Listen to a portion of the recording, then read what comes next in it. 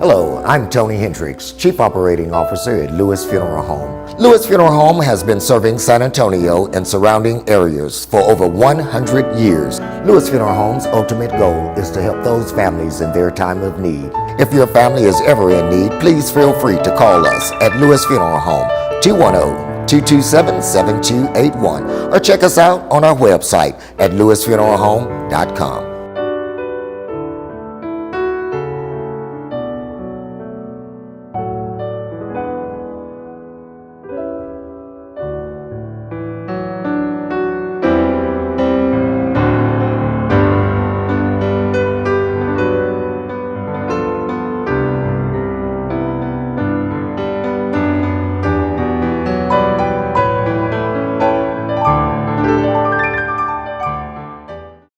First time I tried Vicodin, and it was laying around my mom's house. I didn't know they'd be this addictive. I didn't know how far I'd go to get more. Opioid dependence can happen after just 5 days. Know the truth, spread the truth.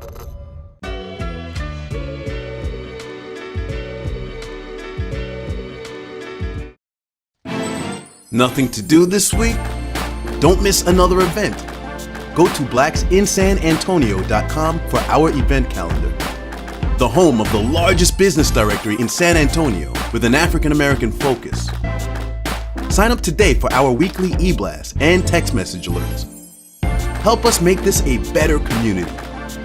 Connect, empower, grow.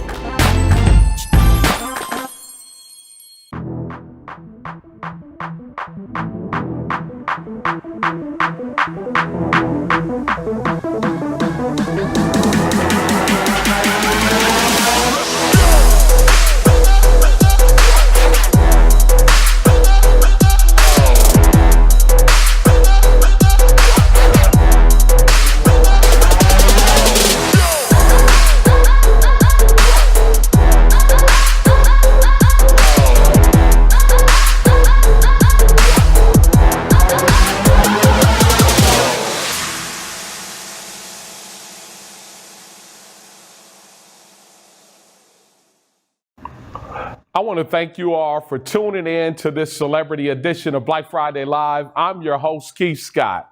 Now, it's unique this time of the year. There's a lot going on right here in San Antonio. But joining us today by Skype, oh, I'm excited.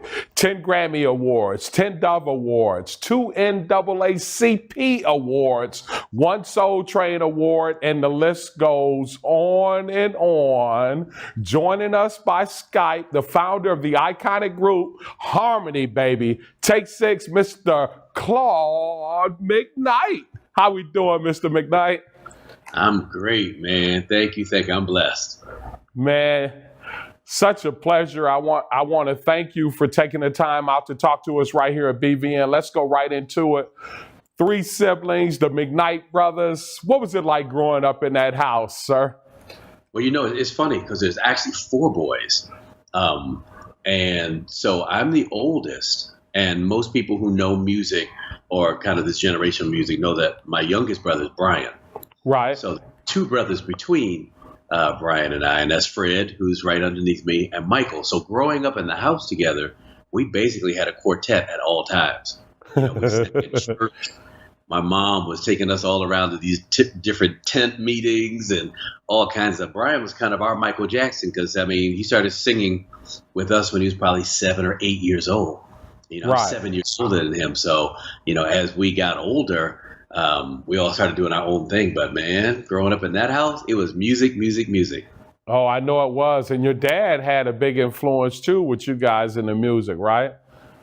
Well, my dad, honestly, not so much. My father can't carry a tune in a bucket. Even though I'm his namesake, I'm the third. And he has a really great appreciation for music. It's my mom's side of the family and her father and everybody else, my aunts and uncles and cousins. And, my brother Brian tells a story that I've started using. We didn't know that everybody else couldn't sing until we got to school. And then you realize, oh, wait a minute. My family is fairly unique because everybody sings. Just thought that's what you do. Now, are you the oldest out of all of the brothers? I am. Yeah. I'm the oldest, and I have a brother who's a year and 19 days younger than me. And then my next brother's like a year and a half younger than him. And then Brian came along like 3 years after that. Yeah, yeah. Man, you guys you grew up in Buffalo, New York, right? Yes. Yeah. I was born in Brooklyn. Right. And then we moved from there and moved to Buffalo and lived there for probably 10, 12 years or so. And Brian was born in Buffalo. Yeah, and then you guys moved to Florida, where you actually in high school started playing the trombone, because you're a musician as well too, just like Brian. Yeah. We well, anybody who knows Buffalo, New York knows that you either stay there forever or you get out and you go somewhere sunny. So we went to Orlando, Florida. But yeah, that's where I graduated high school. I was a trombone player, played in the jazz band, I played in the orchestra and all of that. So yeah, from way back, I could read music and orchestrate and all of that stuff. Yeah, just gifted at an early age. And then you form this group, when you go to college, you had a quartet, and you meet, two of your former members, not your former members, but two of your members that are still there, Mark Kimball. And is Joey his younger brother? He is. Yeah. Joey came into the group after we did our first 2 professional recordings. We did the Take 6 record, which is 1988, kind of the debut record. And then we did So Much to Say, which was our next record. Then Mervyn Warren, who was in the group, left, and Joey Kibble came in. Yes. Yeah, and then Joey came in, Mark's younger brother came in. But man, you guys have seen a lot. I'm talking over 3 decades of Take 6 just together performing. And I know you guys have, just outside of the music, but we talk about real life and real life issues. Man, you guys have really just kind of just cultivated and grown up together as a group. Oh, yeah. I mean, when you think about the fact that the first album came out in 88, and I'm not afraid to say how old I am now. I'm 56. So that was 30 years ago. So I was 26 years old. You're 66, Mr. McKnight? 56. Oh, that's 56. I was getting ready to say, man, you need to hurry up and FedEx me a shot of that, whatever you drinking. But even 56, because I know you still play ball, you're active, you're really into your fitness. Mm-hmm. But, 30 years, man, how do you guys keep that chemistry going? Because I know there's got to be a balance when it comes to the group. There is a balance. What's really important, and we tell people, is any kind of group, whether it's an entertainment group, singing or family or work or whatever, there needs to be some kind of respect factor underneath everything, because you're going to have disagreements. You're going to have problems that come up. And if you don't respect each other, those kinds of things can manifest themselves in very unhealthy ways. And people think that by holding it in, you don't tell people, whatever. It's like, no, it's going to manifest itself some kind of way. So we've learned from a very long time ago that what's most important is to love and respect, get things out in the open, deal with them, and you can have longevity. And that's what we have, man. We have a respect, and we've been through everything together. Yeah, 30 years. But what is so ironic is that you come from a large family with siblings, with, all your brothers. So it kind of plays a part, man, where you were kind of getting groomed for this, even with the balance and being the founder and the leader of one of the groups. I mean, you were already prepared to deal with other 5 guys, huh? I think that's a good observation. I think there is some of that, definitely. But I think my personality has always been that I want to get along with people regardless. Right. If it's going to be around them, why not get along with them, right? Yeah. So it's not that my brothers or my family or these guys in the group, I cannot imagine being in something for 30 years where I don't actually like these people. That would be torture to me. Yeah, it would be. And I think that's the mindset and the heart set that everybody in this group has as well. Well, Mr. McKnight, finally, 30 years you guys have been in this, like what you were just saying about the chemistry and, learning to get along with one another and liking one another. But 30 years, here you go. You got a #1 album on the contemporary jazz Billboard charts. How does it feel? It feels amazing. I think people have, Well, let me just say, this is the first time in our career that we've had this number one position. We've done really well on the charts and had a really great run, but never debuted like this. So it's amazing, because you can never say after the fact that you didn't have it, 'cause we do.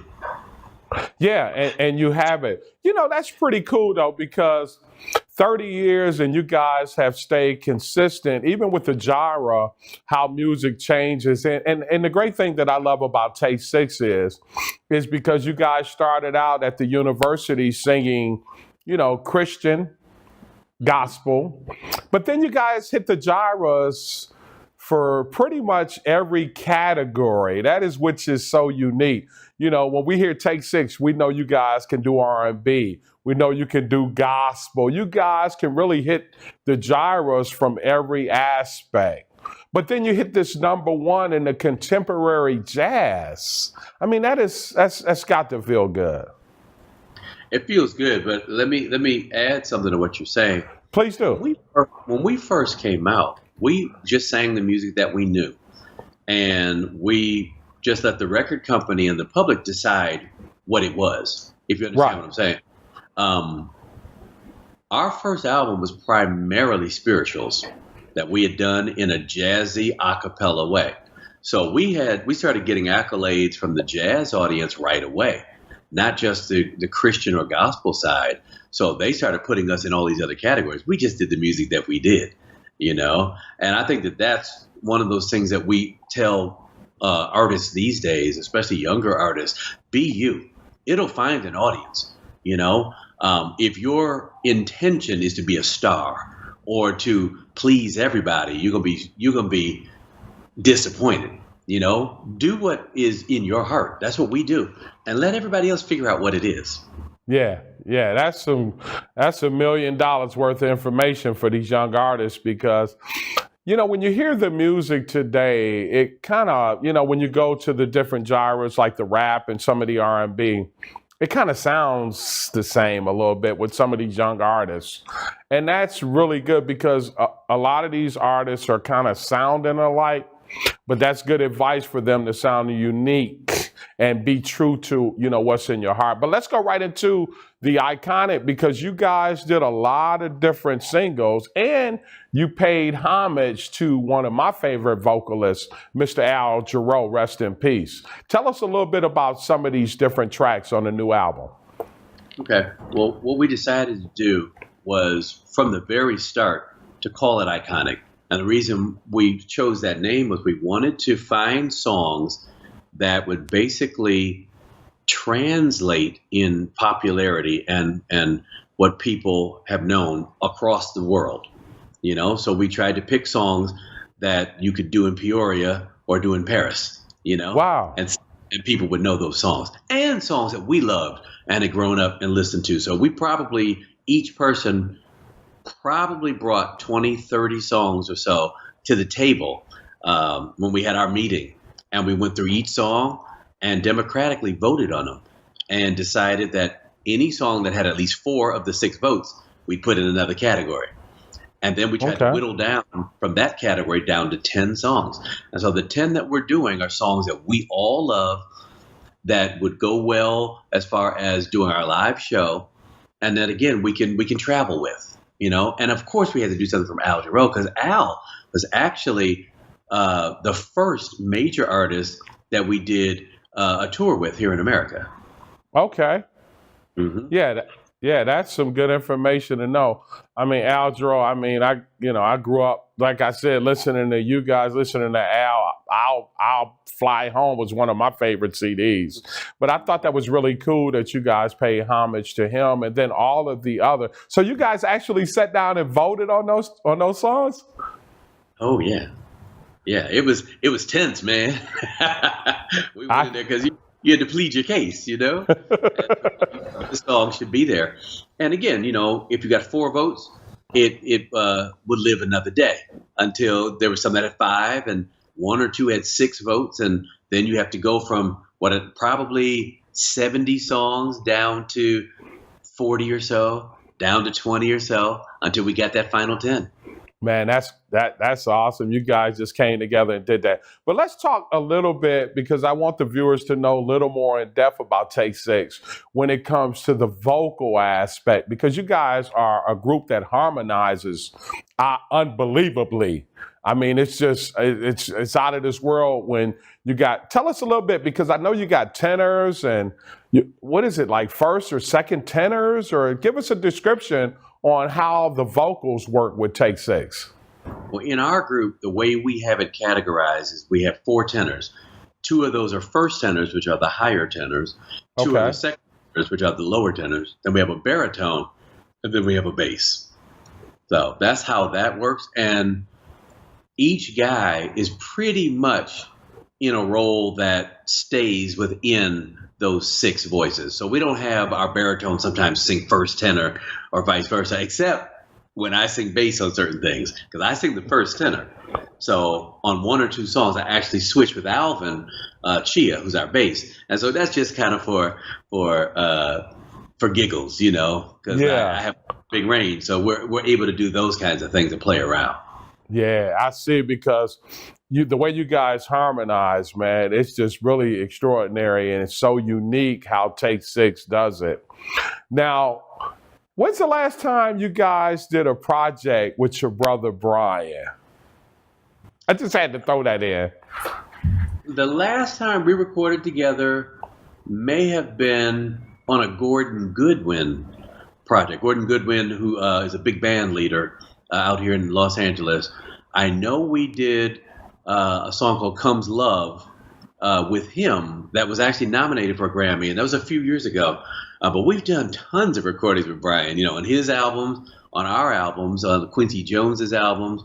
So all told, we've probably recorded maybe 7 or 8 songs with Brian over the years. Yeah. I know you guys have. And it's that time of the year, it's the holiday season. One of my favorite, Christmas CDs that I play is definitely a Take Six CD. You guys got a really cool Christmas CDs. Thank you. Yeah, I'll be playing it this year. Now, are you all, because I know you celebrated your 25th anniversary and you were on tour last year. Is there going to be a tour for the Iconic, the new project? Are you guys going to be going on tour? Yes, we're working on that now. We've actually started having production meetings on what that's going to mean. And for the most part, we're going to do every song from the album and kind of have a talk through the entire thing on what these songs mean to us, how to, weave the thread to the next song and stuff like that. So it's going to be kind of a production where it's not just a concert. It's something that you can go to, and it's a night of entertainment, but it just happens to have these 10 iconic songs on it. Yeah, that's real cool. That's going to be a real cool tour. Well, Mr. McKnight, it's always a pleasure when we can get iconic groups, iconic figures, and people like yourself. That's what this platform's all about. But you guys are going to be here at the Carver Community Cultural Center, and I got to hold this up because it's such an awesome photo with you and your group, the rest of your group members, and your brothers I know for 30 years. But man, what can San Antonio expect out of Take Six this weekend? I'm glad you asked. Since this is, pretty much holiday season, and in fact, after our San Antonio show, we leave for Europe, and we'll be there for 2.5 weeks doing all holiday shows. So what we'll do in San Antonio is we'll do some of the iconic songs, probably 4 or 5 of those. We'll do some Christmas holiday tunes and some old stuff just to kind of, bring people back into, why they may have fallen in love with what we do in the first place. But I can tell you this, it's going to be an exciting night of music. We're going to have fun. We're going to ask you to sing along with us and all that kind of stuff. So we're just going to bring the fun, man. Spread love. It sounds like it. Mr. McKnight, thank you so much. For my viewers, how can they stay connected with Take Six and, all of the upcoming tours? Can you leave me with some information on how our viewers here at BBN can stay connected with you all? Absolutely. You can go to our website, which, of course, is take6.com, and that's the number 6. Some people spell it out, and that's incorrect.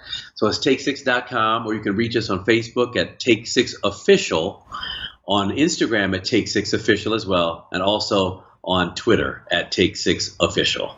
Well, Mr. McKnight, thank you so much. I wish you and your family a wonderful, happy holidays and Merry Christmas. And thank you from the BVN family for taking the time out to talk to us during this holiday season.